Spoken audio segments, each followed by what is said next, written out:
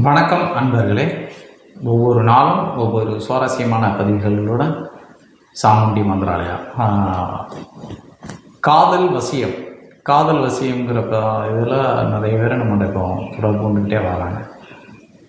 நம்ம படிக்கக்கூடிய மாணவர்களுக்கும் நான் முக்கியமான விஷயங்களை கிளாஸ்ன்னு சொல்லிடுவேன். வேறு குருமார்கள்ட்ட படிக்கிறவங்களுக்கும் இது ஒரு தகவலாக எடுத்துக்கணுங்க. நம்ம இப்போ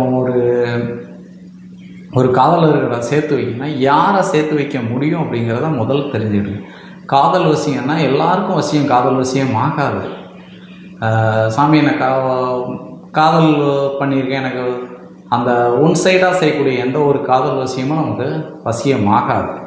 அவங்க பழகிருந்து அவங்க பேசி பழகினவங்களுக்கு மட்டும்தான் எப்படி அது அப்போ அந்த தன்மையில் மட்டும்தான் நம்மளால் அவங்களுக்கு வசியம் பண்ண முடியும்.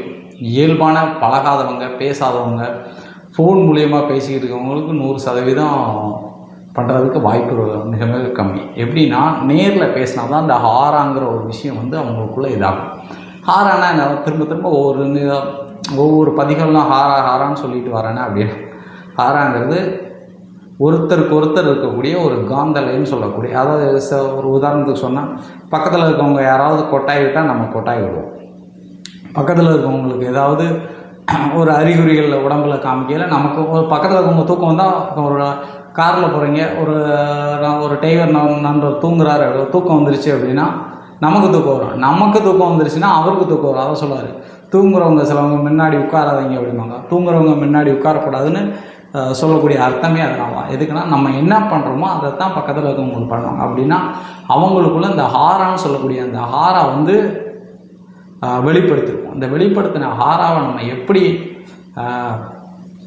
கொண்டு வர்றது அப்படிங்கிறதான். அதைத்தான் நம்ம மாந்திரிக பயிற்சியிலையும் சரி, நம்ம வரக்கூடியவங்களுக்கு பூஜையும் பண்ணுறதும் சரி, எப்போதுமே மிக முக்கியமாக நமக்கு தெரியாத நபர்களுக்குள்ள பூஜை பண்ணவே முடியாது. அதை தெரிஞ்சுக்கிடுங்க.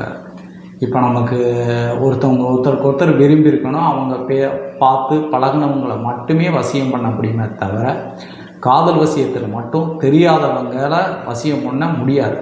நீங்கள் படிக்கக்கூடிய மாணவர்களும் வேறு குருமார்கள்ட்ட படிக்கக்கூடிய மாணவர்களும் மிக முக்கியமாக தெரிஞ்சு கொள்ளுங்க. நீங்கள் வசியம் சார்ந்த விஷயங்களை எடுத்து நம்ம பூஜை புனஸ்காரம் அத்தனை பலிகளும் கொடுத்து கரெக்டாக பண்ணுறோம், ஏன் இவங்க வசியம் ஆக்கலை அப்படிங்கிறதுக்கு முன்னால் எடுத்தோடனே இல்லை சாமி அந்த பொண்ணை நான் பார்த்துருக்கேன் அப்படின்னாலாம் கேட்காதீங்க. 100% அவங்களுக்கு வசியம் அவங்க பேசி பழவங்களை மட்டுமே நீங்கள் பூஜை புனஸ்காரங்களை எடுங்க. அந்த பூஜையை உங்களுக்கு வெற்றிகரமாக ஆகுங்க தவிர பழகாதவங்களை தயவுசெய்து எடுக்காதீங்க. அது தோல்வியில் தான் முடியும். அது நம்ம என்ன தான் பூஜை பண்ணாலும் அவங்களுக்குள்ளே பழகுனா தான் அந்த ஆறாங்கிற ஒரு விஷயம் வேலையாகும்.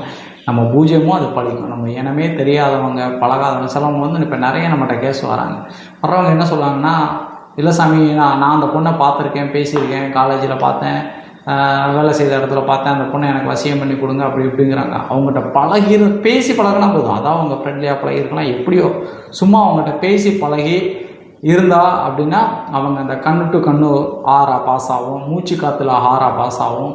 கண்ணு மேலே இப்போ அந்த மெட்ராஸ் ஸ்டே வருது பார்த்தீங்களா, அதே மாதிரி இதே மாதிரி சில இப்போ ஒருத்தவங்களை பார்க்கையில் இந்த துரியம்னு சொல்லுவோம், அதெல்லாம் நம்ம மாந்திரிக பயிற்சியில் நிறைய இருக்குது. அதை நான் அடுத்த வீடியோவில் உங்களுக்கு சொல்கிறேன். எப்போதுமே நண்பர்களே, மாந்திரிக படிக்கக்கூடியவங்களும் சரி, வசியம் பண்ணுன்னு மாந்திரிகளை தேடி எங்களை மாதிரி ஆள்கிட்ட வர்றவங்களும் சரி, பேசி பழகி பிரிஞ்சவங்களை மட்டுமே வசியம் பண்ண முடியுமே தவிர பேசாமல் யாருன்னே தெரியாத ஒன் சைடாக விரும்பிக்கிட்டு இருக்க யாரையுமே நம்ம வசியம் பண்ண முடியாது. அதை முக்கியமாக தெரிஞ்சுக்கொள்ளுங்க. அது தெரியாமல் நம்ம போயிட்டு நம்மளும் பூஜை பண்ணி அதில் மாட்டிக்கிட வேண்டாம், கெட்ட பேராக வேண்டாம்.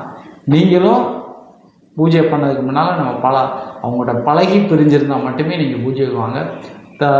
நீங்கள் ஒரு பட்சமாக இருந்துட்டு அதுக்கு பூஜை புனஸ்காரம் தேவையில்லை. முடிஞ்ச அளவு இயற்கை ரீதியாகவே அன்போடு பழக பாருங்கள் நண்பர்களே. நன்றி, வணக்கம்.